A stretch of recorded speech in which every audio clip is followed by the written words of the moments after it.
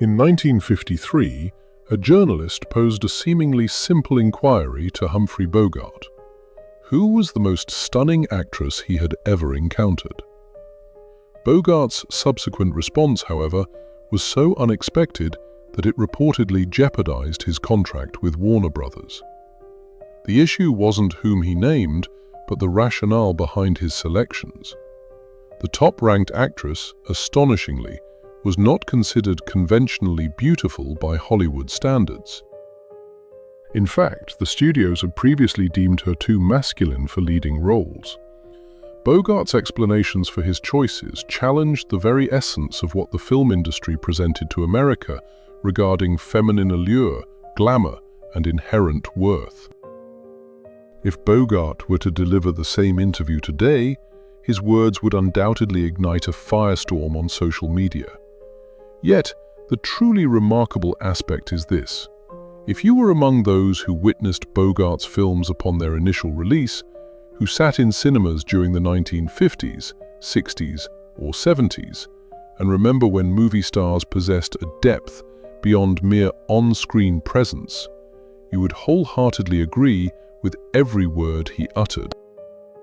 Bogart's conception of beauty stood in stark contrast to the ideals perpetuated by contemporary culture over the last 2 decades. Before delving into his esteemed list, consider why this perspective holds such significance.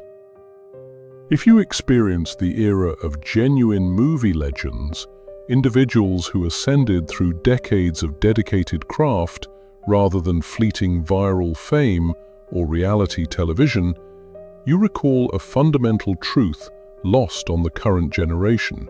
Beauty once necessitated substance. Bette Davis's magnetism wasn't derived from flawless features, but from her audacity to confront the industry's most powerful figures and dismiss their directives. Ingrid Bergman's captivating presence transcended her striking countenance. Her beauty lay in a rare, almost disarming attribute: genuine kindness. And Lauren Bacall, Bogart's wife, wasn't admired solely for her youth when they met. Her beauty stemmed from being the first person who convinced a jaded, disillusioned Bogart, convinced that Hollywood was a grand deception, that he, a man like him, was worthy of affection. This was Bogart's definition of beauty, and this video will illuminate precisely that. Not a parade of attractive faces, but a masterclass in true loveliness when intertwined with character, fortitude, and depth. On a crisp March morning in 1953, against the backdrop of San Pedro Bay, California, Humphrey Bogart stood aboard his vessel, the Santana, his sanctuary from the artifice of Hollywood. At 53 years of age, he was at the zenith of his career, fresh off an Academy Award win for The African Queen. A young reporter from Photoplay magazine, clearly nervous, approached with the standard questions typically directed at male stars. "Mr. Bogart," the reporter began, "who is the most beautiful actress you've ever worked with?" Most performers would offer a safe reply, perhaps naming a current co-star or issuing a diplomatic platitude that offended no one and signified nothing.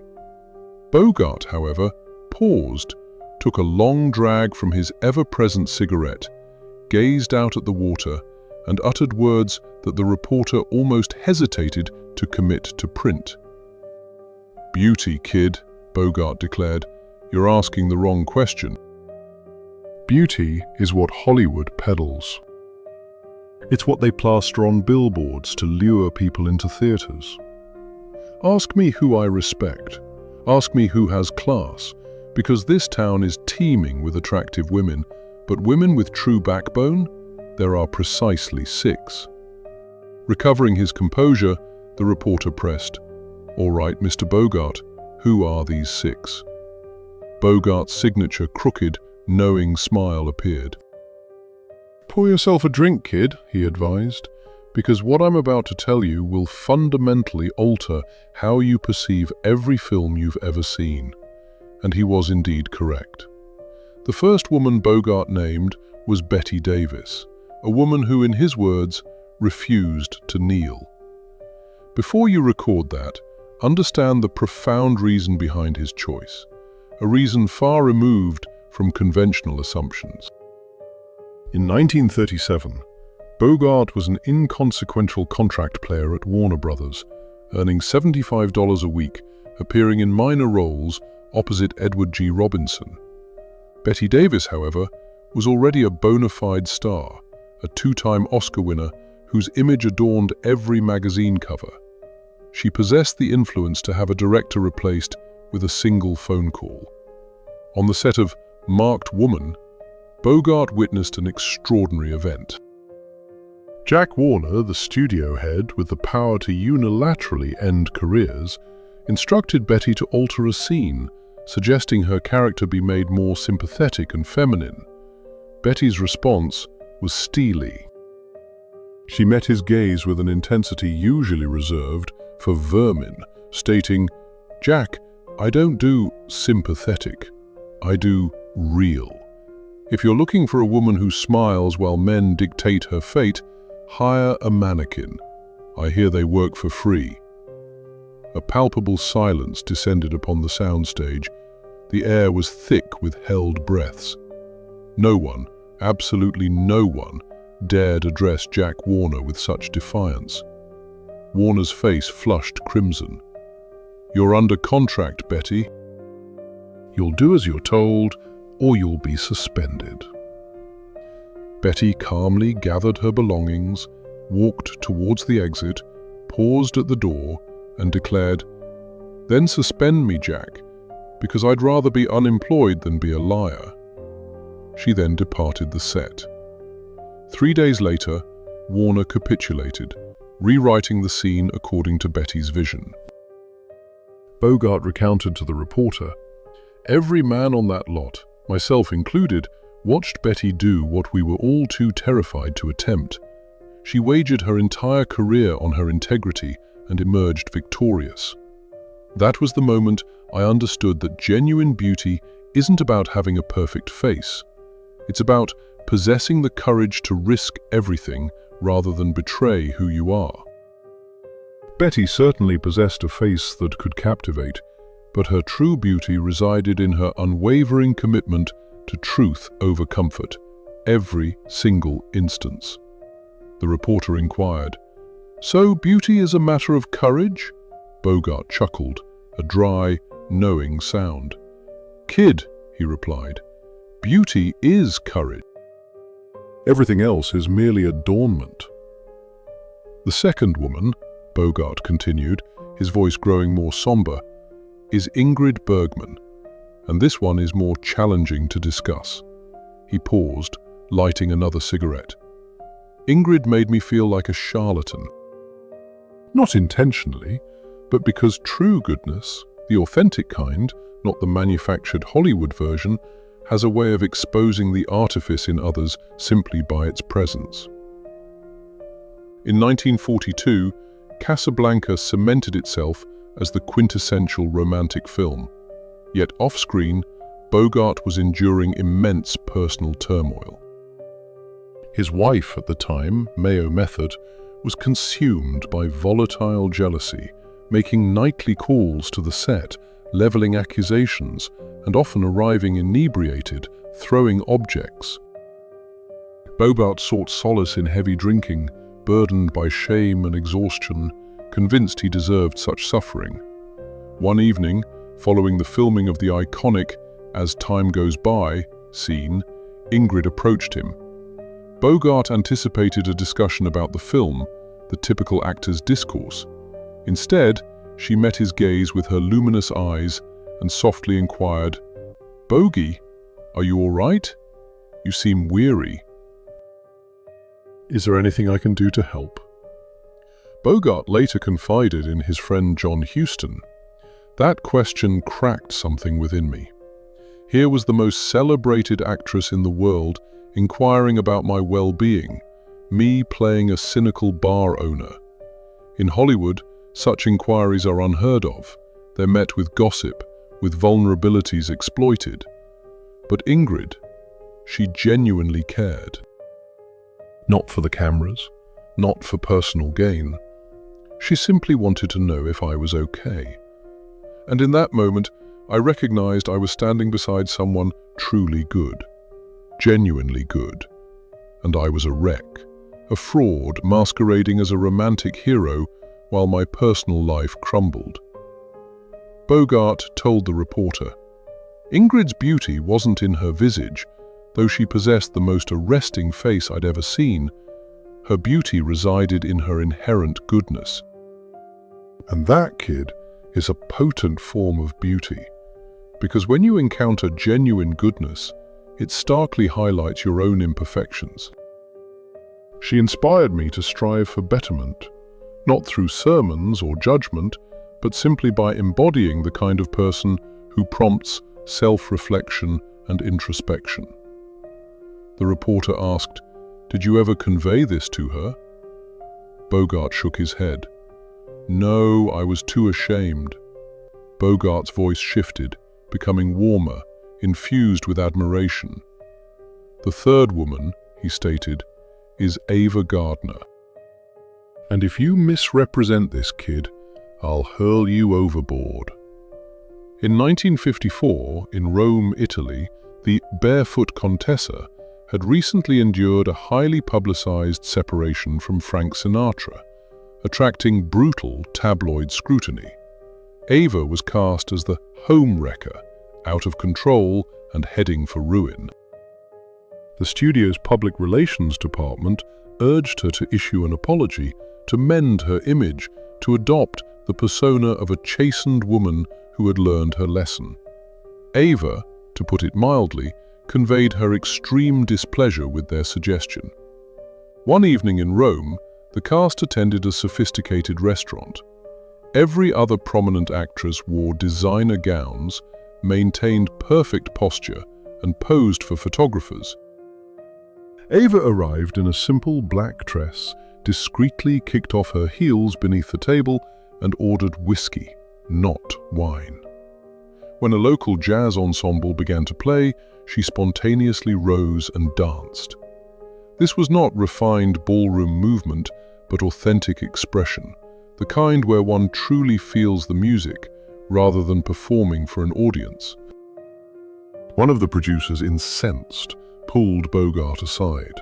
"You need to control her. She's embarrassing the production. The press is documenting everything." Bogart regarded this man, a timid, fearful individual who had likely never experienced a moment of genuine honesty, and retorted, "Buddy, Ava isn't embarrassing yourself. She's living. You should try it before you forget how." Later that night, Bogart purchased Ava a drink. "You realize they'll print dreadful things about tonight, don't you?" he asked. Ava laughed. "Bogey," she replied, "they'll print dreadful things no matter what I do, so I might as well dance." Bogart informed the reporter, "People label Ava as wild. They intend it as a disparagement, but wild doesn't imply a lack of control. It signifies an untamed spirit, a refusal to be molded into a mere commodity by Hollywood. Ava drinks because she desires to, not for an image. She dances because she feels the rhythm, not for social media validation. We didn't have Instagram back then, but you understand the sentiment. She lives by her own terms and bears the consequences without complaint." In an industry where everyone commodifies themselves, Ava adamantly refused to be merchandise. That's not wildness, that's authenticity. And authenticity, kid, is the most elusive form of beauty in Hollywood. "The fourth woman," Bogart continued, his voice carrying a hint of difficulty, "saved my life, quite literally." He paused. This was proving even more taxing to recount. Katharine Hepburn, Kate. The woman Hollywood branded box office poison in 1938. The woman who should have retreated but refused to grant them that satisfaction. In 1951, during the arduous filming of The African Queen in the Congo, Africa, one of the most physically demanding productions in Hollywood history, the crew was ravaged by dysentery from contaminated water. Film halts became frequent as individuals collapsed. The director considered abandoning the project. Astonishingly, only 2 individuals remained unaffected: Bogart, who subsisted entirely on whiskey, and Katharine Hepburn, who in Bogart's estimation was forged from iron and discipline. One night, Bogart awoke in his tent, consumed by a raging fever and delirium. He too had contracted dysentery. He found Kate seated beside his cot, where she had been for 3 hours, diligently applying a cool, damp cloth to his forehead and ensuring he didn't choke while vomiting. Bogart weakly murmured, "Kate, you should rest. You'll fall ill." She responded, and Bogart never forgot her words. "Bogey, you're the only man on this set who doesn't feign toughness. That makes you worth saving." Bogart never divulged this incident during Kate's lifetime. Lauren Bacall discovered it years after his passing, inscribed in his private journals. He had written, "Kate saved my life that night, not from illness, but from despair." Bogart told the reporter, "Kate possesses the sharpest cheekbones in Hollywood, as if sculpted by a blade. But that's not the source of her beauty. Her beauty lies in her resilience. Hollywood labeled her box office poison. Critics deemed her too masculine, too opinionated, simply too much. And she met their pronouncements with unwavering resolve, declaring, 'I don't care what you think. I know who I am.' For 40 years, she substantiated that claim, film after film, never compromising, never altering her true nature. That particular brand of beauty, the beauty of endurance, of persisting through decades of being told you are inadequate, cannot be fabricated or purchased. It is earned by an unyielding refusal to surrender." The reporter then asked, "Did you ever express your gratitude for her saving your life?" Bogart looked away. "No, I should have. But Kate never acted with the expectation of thanks. She did what was right." "The 5th woman," Bogart said, his voice hushed, almost regretful, "is Audrey Hepburn. And this is a story I find least commendable." In 1953, during the filming of Sabrina, Bogart had championed his wife, Lauren Bacall, for the titular role. However, the studio selected Audrey, a 24-year-old with limited major film experience. Bogart, embittered, directed his frustration towards Audrey. He arrived late to set, refused to make eye contact during scenes, and loudly complained to the director, "This girl is too frail, too inexperienced. She can't carry a film." Audrey was acutely aware of his animosity. The entire crew was, yet she never retaliated with anger, never voiced a complaint, and never made the situation about herself. Instead, she consistently arrived earlier than everyone else, meticulously memorized her lines, and extended unfailing kindness to every individual on set. One sweltering day, an elderly grip collapsed from heat exhaustion. Amidst the ensuing panic, Audrey immediately knelt beside him, used her personal water bottle to cool him, held his hand, and spoke to him calmly until medical assistance arrived. Bogart observed the scene from across the set. Director Billy Wilder approached and remarked, "Bogey, you can resent her for taking the role your wife desired, but you cannot fault her character, for that young woman possesses more class than many established stars exhibit throughout their entire careers." Something shifted within Bogart that day. For the remainder of the production, he conducted himself with professionalism and consideration. He assisted Audrey with her scenes and defended her to the studio. On the final day of filming, Bogart approached Audrey in front of the assembled cast and crew. "Audrey," he stated, "I was mistaken about you. My conduct was cruel, and I sincerely apologize. You are destined for stardom, not solely due to your captivating beauty, though you possess it, but because you embody a quality this industry cannot impart: grace." Audrey responded, "Mr. Bogart, I forgive you." Bogart inclined his head. "Not yet. Allow me to earn it." Bogart recounted to the reporter, "That was when I understood that true beauty isn't about lashing out when attacked. It's about maintaining one's dignity when the world expects you to descend to their level. Anyone can retaliate. It requires profound strength to remain compassionate. Audrey imparted that lesson to me, and I will be eternally grateful for it." The reporter had meticulously noted 5 names: Betty Davis, Ingrid Bergman, Ava Gardner, Katharine Hepburn, and Audrey Hepburn. He looked at Bogart, perplexed.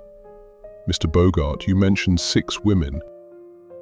What about your wife, Lauren Bacall?" Bogart fell completely silent. For a full 30 seconds he remained motionless, gazing at the water, the ever-present cigarette between his fingers.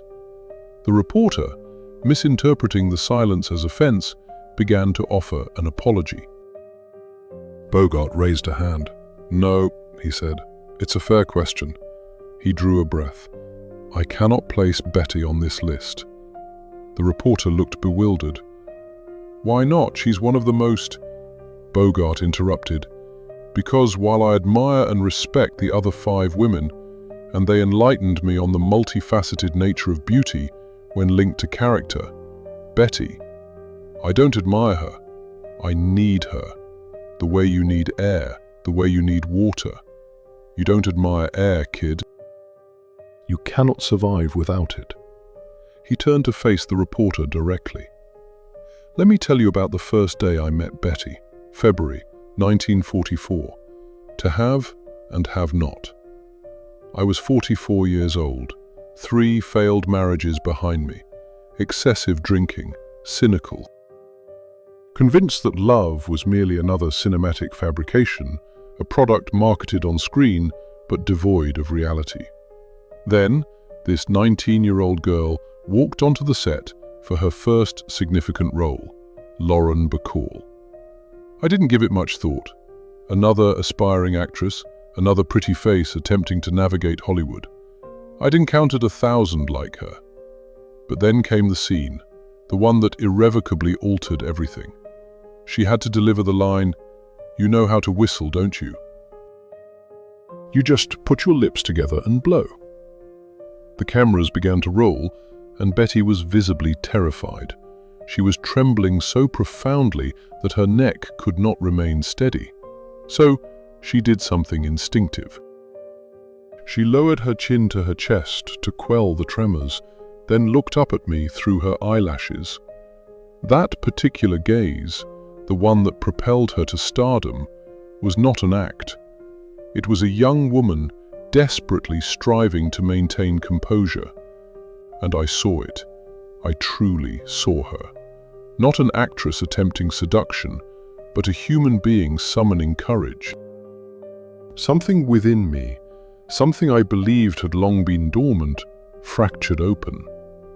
Bogart's voice softened, revealing a vulnerability the reporter had never witnessed. Over the ensuing 4 months, we fell in love. Not the manufactured Hollywood variety, but the profound, life-altering kind. The sort that compels you to abandon your 3rd marriage. The kind that leads you to wed someone 25 years your junior, accepting that everyone will deem you utterly mad. We were married on May 21st, 1945, in a private ceremony in Ohio. The press gave us 6 months, kid. We've been married for 8 years. And those 8 years represent the only period in my entire existence where I genuinely felt alive, rather than merely simulating it. Betty didn't just redefine my understanding of beauty, she transformed my perception of myself. He extinguished his cigarette. The 5 women I've named taught me that beauty necessitates courage, integrity, freedom, resilience, and grace. But Betty imparted the ultimate lesson. Beauty means discovering someone who witnesses your deepest flaws, your cynicism, your emotional scars, your failures, and not only accepts them but cherishes you because of them. She sees the genuine me, not the characters I portray, nor the carefully crafted image Hollywood projects. She sees the difficult, obstinate, broken man that I am, and she makes no attempt to fix me, to mold me into something else. Instead, she chooses me every single morning for 8 years. That is not a beauty that can be captured on film or displayed on a screen. That is the kind of beauty that exists solely in the authentic realm of human connection between 2 individuals who truly perceive one another. The reporter remained silent for a moment, then posed his final question. So, why can't she be on the list? Bogart's smile shifted, losing its cynical edge, becoming softer, more sincere. Because the other 5 women are comparable. You can rank them, evaluate them. Each represents a distinct dimension of beauty. But Betty, she's not a dimension. She is the entire undeniable character. She isn't beautiful in the way a sunset is, something you admire from afar. She is beautiful in the way home is beautiful. You don't admire home, you cannot exist without it. If I were to include her on a list with other women, it would imply she is merely one option among many. She is not. She is the sole option, the singular choice, the only person. He paused, then concluded, So, no, Betty is not on the list. She is the very reason the list exists. The reporter made no note of this last statement. His hands trembled. Years later, he would reflect on that moment as the precise instant he grasped the profound distinction between Hollywood's manufactured romance and genuine love.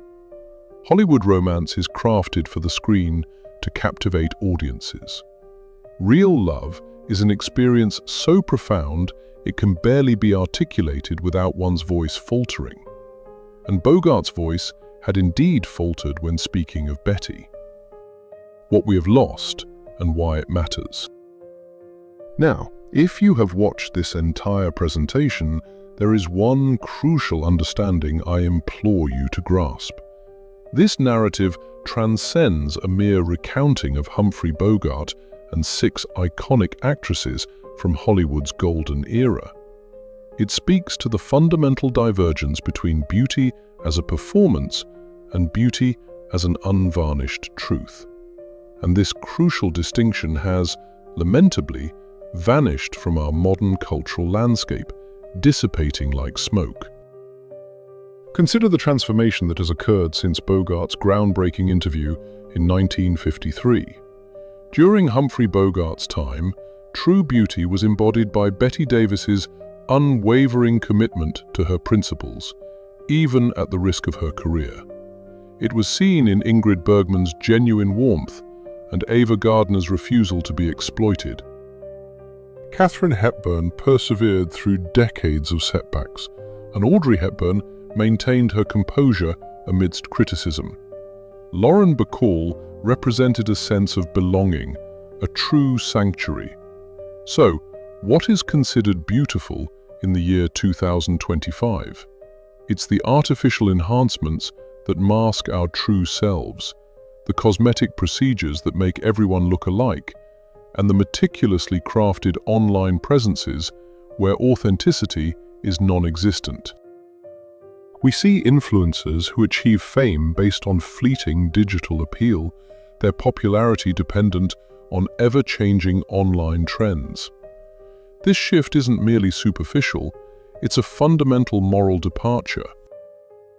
Bogart's conception of beauty was forged through a lifetime of experiences, through difficult decisions, through overcoming adversity, and through developing a robust character shaped by time, hardship, and an unyielding spirit. In contrast, contemporary beauty is attained with a good camera and a willingness to misrepresent one's life online. Beauty in Bogart's era was earned. Today, it is bought. And this is what deeply saddens me. If you are watching this and you are over the age of 50, you likely recall a time when beauty possessed depth. Back then, screen icons were not just faces, but skilled artists who dedicated 40 years to perfecting their craft, earning their esteemed positions. You witnessed Bette Davis in the 1940s, saw Ingrid Bergman in Casablanca, and followed Katharine Hepburn's entire professional journey. Now you observe your grandchildren idolizing individuals whose fame will vanish within 6 months.